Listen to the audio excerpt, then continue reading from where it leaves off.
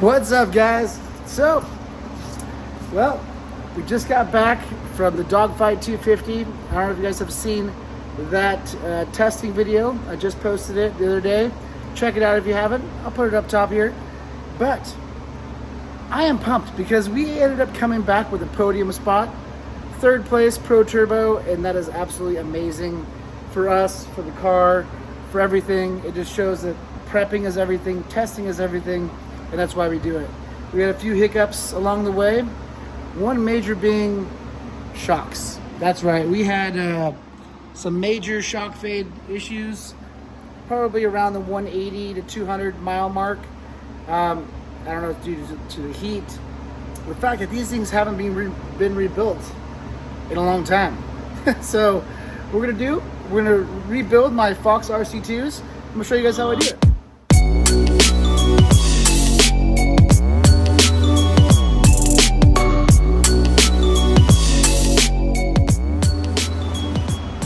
All right, so right now I have all the collars all the way down.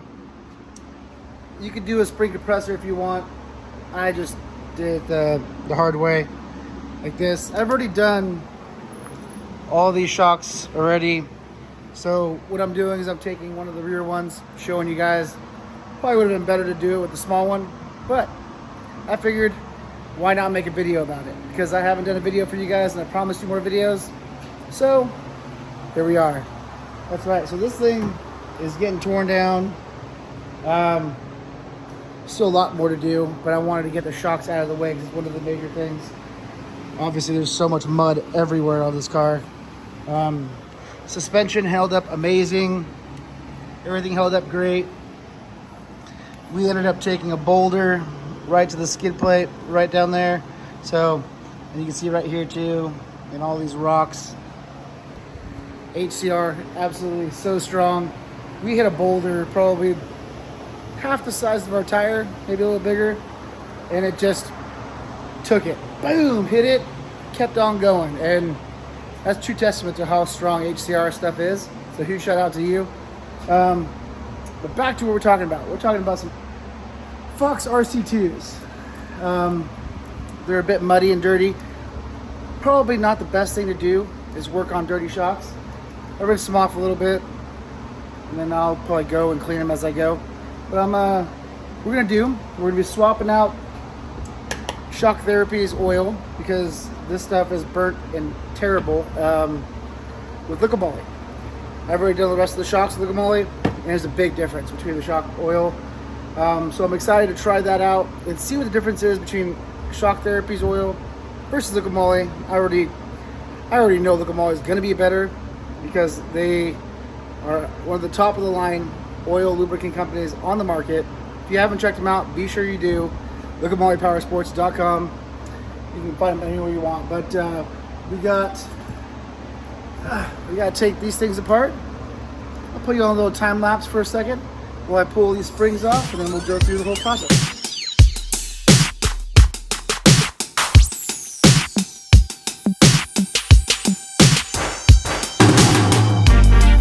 Alright, so after you got the coils off,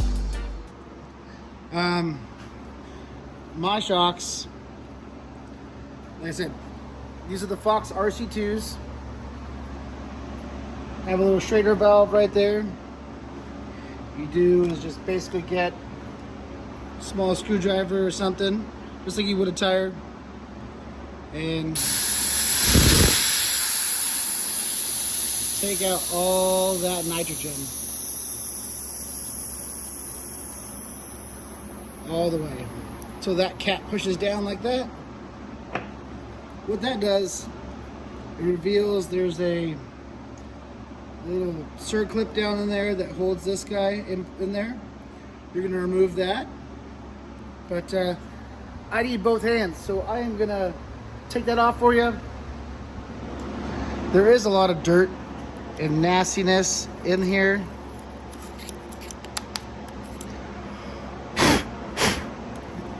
You can see that clip down in there, moving around. Clean off everything as best you can on this because you don't want any of this dirt to go down into the reservoir right here. So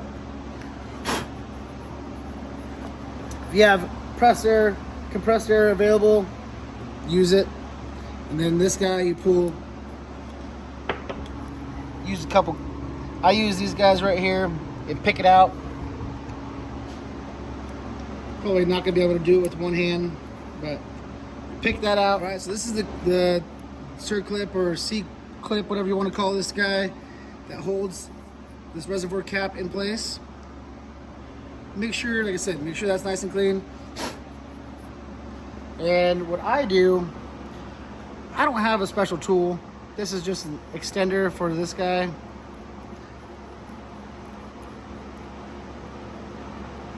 Tighten that up there. There you go. Inspect the inside, make sure everything is nice and clean. So get a towel. I like to use good old crocodile wipes because, you know, well, they're amazing. If you haven't already checked out crocodile wipes, be sure you do. Check the link down in the description. I got a code that you guys can use.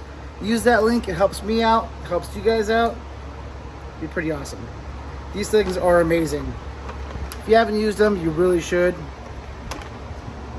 But take your crocodile wipe, make sure nothing goes inside.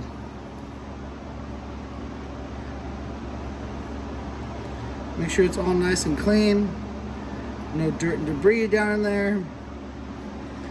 Look inside there.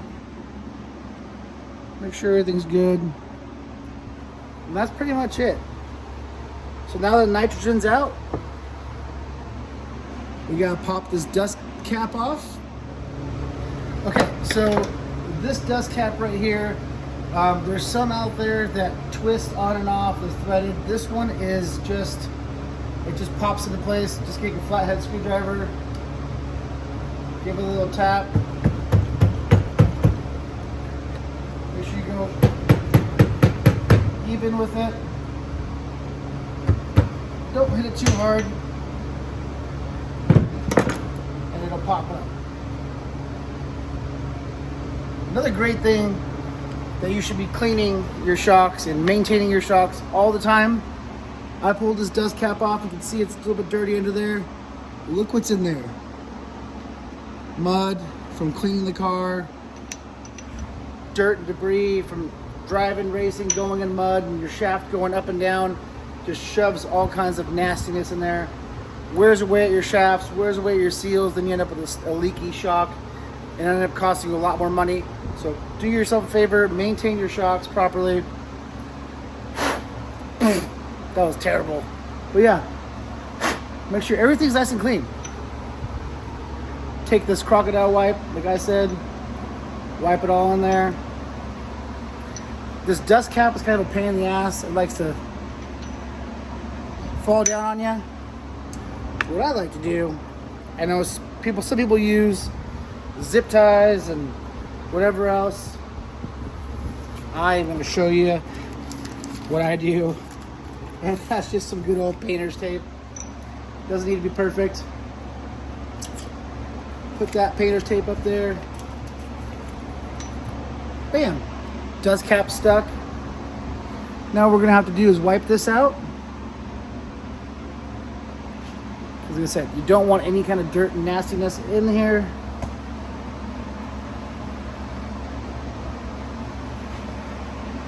Make sure that's nice and clean. And same as the reservoir cap, you're gonna push down on this guy. So hard to do with one hand. Push down on this guy, it'll reveal another one of those clips. These guys right here. Once that's revealed, pull that off, the whole shaft, everything pops out. All right, push down. While that's there, you're gonna take your picks again.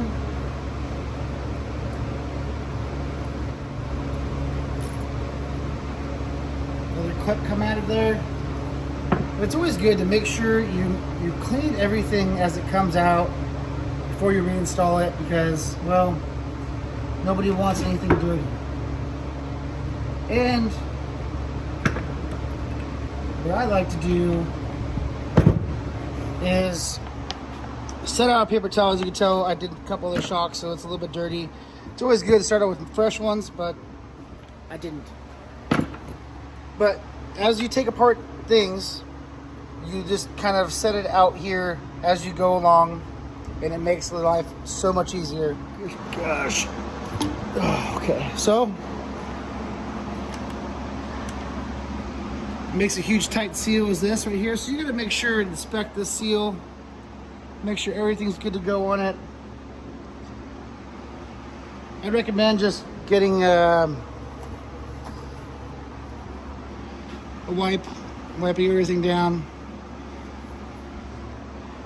And as you do this, ooh, there is literally smoke coming out of my shock. That is crazy. You can see how dirty this oil is. That is nasty. Nasty, nasty, nasty, nasty, nasty. Just dump that back in the reservoir. This is by far the worst one. The last shock I did for the rear had all kinds of bubbles. Oh, no, it was the front. Passenger side front. All the fluid in there was bubbled. It means it had air in the system, which means it could possibly have a leak, or they didn't properly bleed the system when they put it in. So what we're gonna do, I have this container here. As you can see, there is stuff. Let's start with fresh one. How about that? Let's dump the rest of my oil in there. Start with the clean slate. This oil should be red, like clear red. So imagine what that's like. I'll show you what it looks like, because it's just from me pulling out the shaft and the whole assembly, I could tell it is going to be pretty bad and toasted. Partly is because Shock Therapy, if you've seen my video prior to this, Shock Therapy inflated my shocks. That's either undercharged. I didn't check the charge before I installed them, because they said it's good to go. You put it on your car and you're good. Well, come to find out, it only had like 140 psi when I checked with my high pressure nitrogen gauge.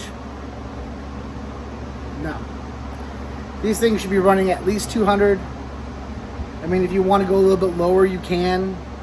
But what it does, you run to low pressure, shock doesn't work properly. There's not enough resistance, and it burns the oil. In this case, you'll see what I'm talking about. Like I said, it should be a clear red, and it kind of looks clear, but if you actually look inside there,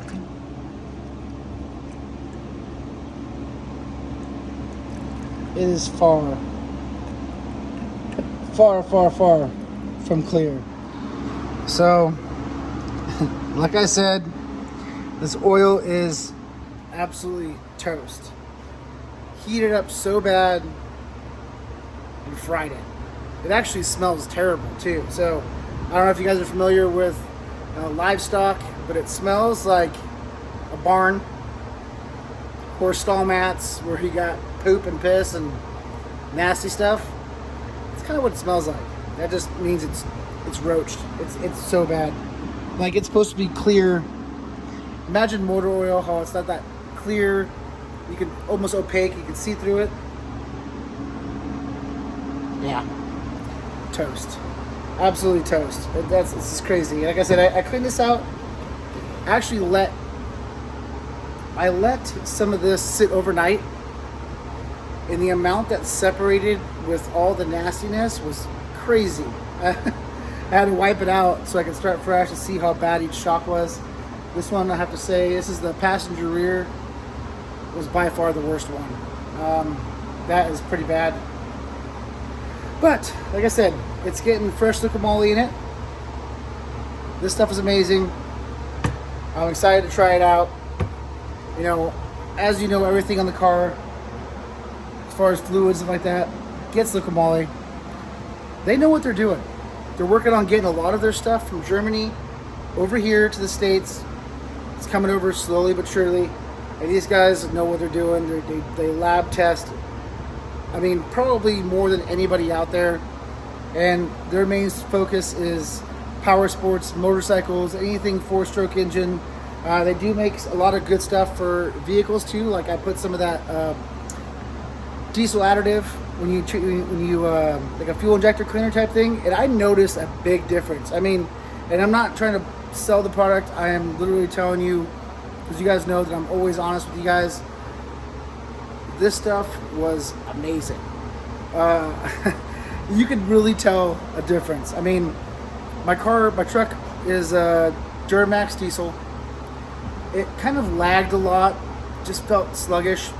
After running one of the bottle of the diesel stuff in the tank, it came alive. I was just like, oh my gosh, I have power, I can get on the freeway, no problem, it's crazy. So I stand behind their products. I'm not trying to sell the products to you, just explaining to you how I use them and when I use them, and I'm sharing them with you guys. So if you guys want, check them out. I know they're a little bit pricey, but it's well worth it, and you guys will be so happy you did. Check the stuff out. But anyways, I'm excited to use their formula for shock fluid. Heard nothing but great things about it. A lot of other racers use it. So why not now? Let's get back to this guy. One of the coolest things about Liquid Moly is obviously the product is good, but this is totally cool. And I when I opened it up for the first time, I was like, that's pretty rad. This right here, it comes with a straw. Look at that. So for those of you guys doing your front diffs and rear diffs, and you don't want to get a funnel and you can't figure it out, they all come with a nice little straw like this. I know this isn't something that most people probably do. I don't have a way of cleaning this stuff properly, and I don't want to stick anything in here that could potentially ruin seals and things like that. Obviously, you go and look inside here, inspect for all oil or dirt and debris, make sure nothing is in there, make sure this thing's perfectly clean. And since I'm changing fluids and different brands and everything like that, what I'm going to do is rinse it out with a little bit of Liquid Moly in there. This stuff is expensive, so you don't want to use too much. What I do is I put it in there, shake the shock around, make sure you get whatever's left over of the previous oil that you use, any kind of burnt nastiness like you would get when you change your oil type thing. So rinse it out. Liquid Moly is blue. This stuff was red. So basically I rinse it out and dump it, rinse it out and dump it until I can get nice, fresh, clean oil in the shock, so I know that everything in there is perfect and nice and clean. So I'll do it a couple times and I'll show you guys.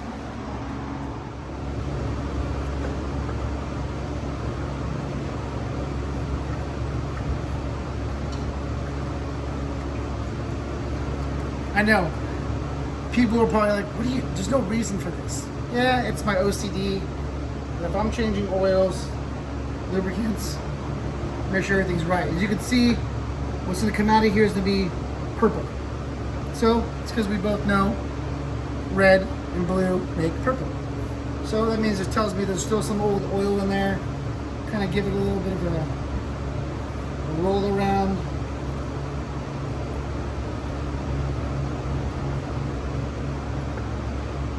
Make sure all that stuff is out of there.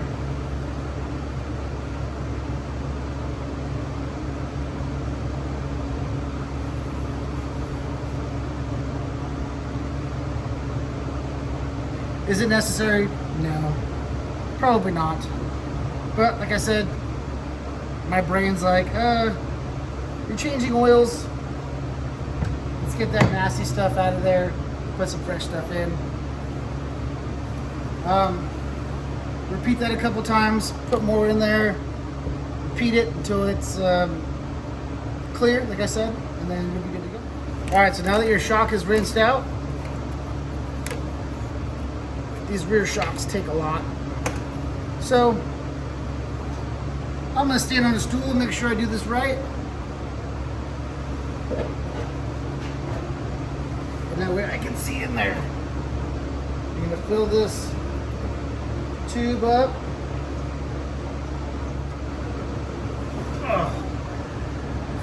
And that's about it. You can see, I don't know if you can see it, but it is full. Way too much. There is absolutely too much oil in there. And I want to show you why I did that. Back to this cool straw. It also works as a sucker. So you take this, okay, let's just use this guy. Okay, you take this guy, give it a little squeeze, put it in there, suck out what you don't need. Look at that. Super cool trick. Look at Molly, always doing cool things. Generally, you wouldn't fill it, overfill it. You'd kind of just put it in there as much as you need, let it overfill. But I just thought I'd show you a cool little trick that I like to do, that I found out yesterday, actually. Can't even lie. So if you follow me on Instagram, social media, you guys saw that video. But let's see.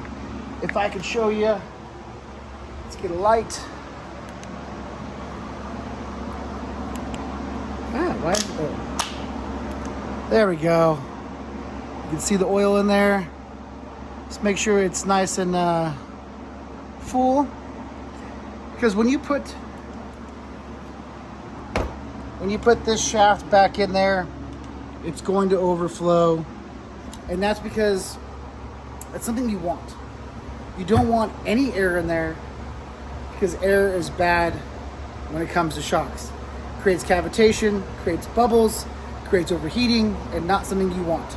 You want to have little to no air in there at all. So I'll do is I like to sit here, and I'll take a screwdriver and just give it a little tap.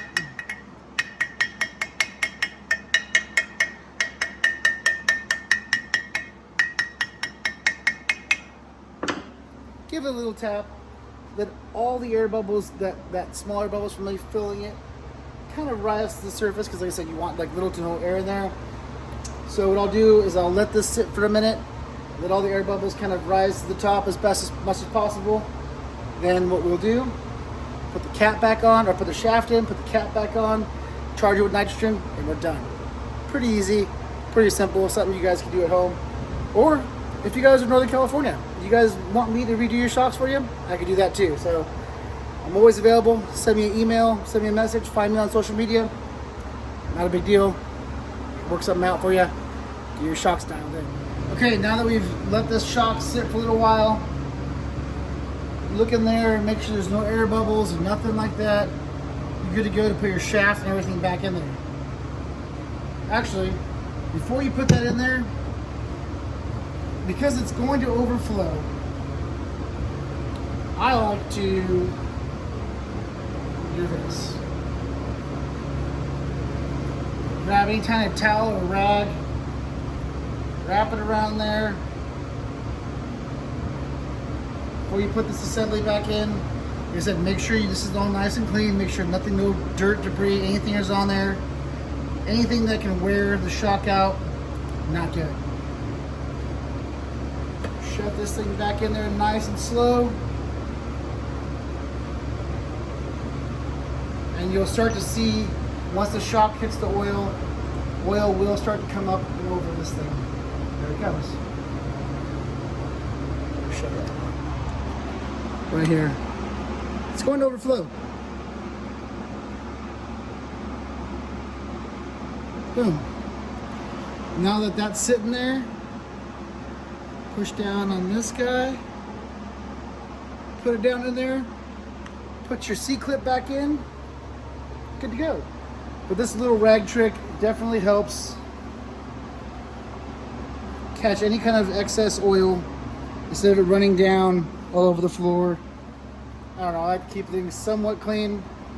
Don't mind my messy shop right now, but we had that trailer project, the race coming up, new chassis build right here. It's going to happen. So a lot more to come, so I appreciate you guys tuning in. I'm gonna go ahead and put this back in, put everything back together, and then we'll charge this thing. Make sure all your clips, everything goes back in there nice and clean. Make sure that's seated properly.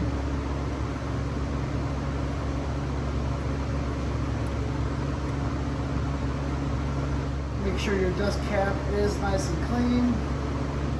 You don't want any kind of nastiness in your shock. That goes back in. Make sure that's nice and straight.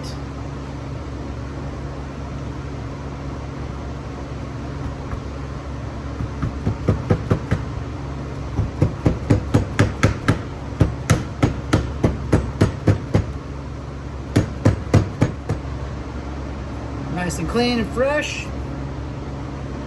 This cap goes back on.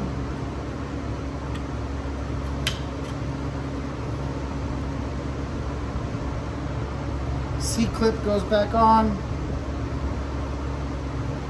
Cleaned it before, but we'll clean it again.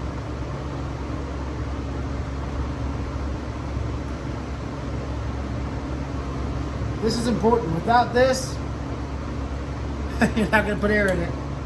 Make sure that clips in. Seated properly. Give this a little tug. Okay, so we're going to charge these shocks up. I don't know if you can see this, but my Schrader valve is pretty low and I can't get a good bite on it with my chuck. So, let's put you back over here. What I did was I purchased this guy right here only because I couldn't find a digital gauge with the proper chuck on it. Yeah, you're like, well, you can get a different chuck for it. You're right, I could. And I will. But for now, this guy right here, put it on there. And what it does is, so, you know, sometimes you feel your airs in your tires in your car, and you put the chuck on there and you pull it off and it's like tss, and it lets some air pressure out. Well, what this guy will do is this initiates the little needle. When I put this on here, it will basically make it so zero air escapes. That way it gives you a true 200 pounds in your shock. So you're gonna put that in there. See the shaft rising.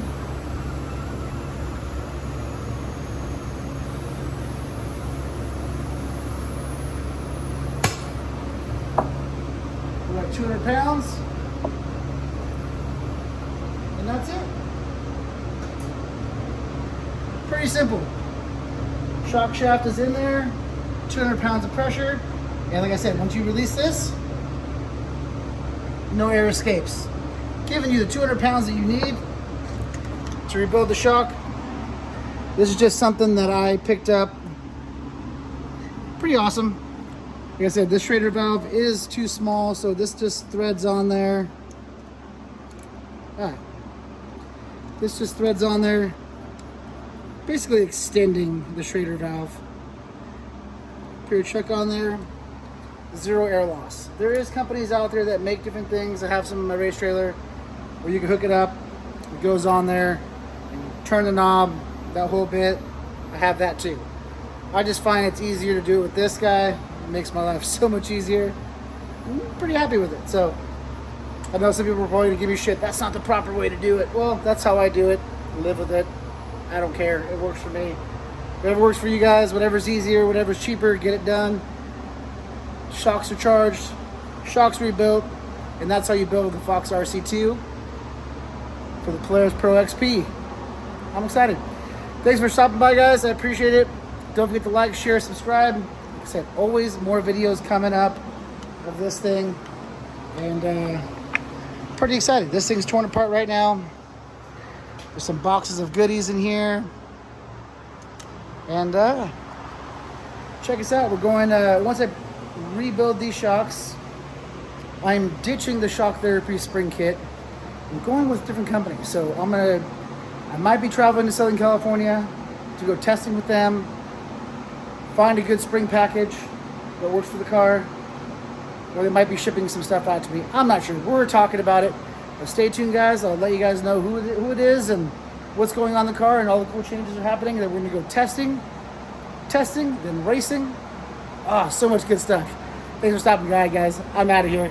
Wait. Before you go, there's going to be guys out there that'll be like, oh, you didn't do that shock right. You didn't charge it. You didn't use the digital gauge. It's not proper. Okay, I have a Fox gauge, 200 pounds on the dot. See, sometimes you can get by with small things. You don't have to have the perfect stuff to get it to work right. So thanks again, guys. I wanted to show you this is what you're supposed to do properly, but I like the other guy better. It works for me.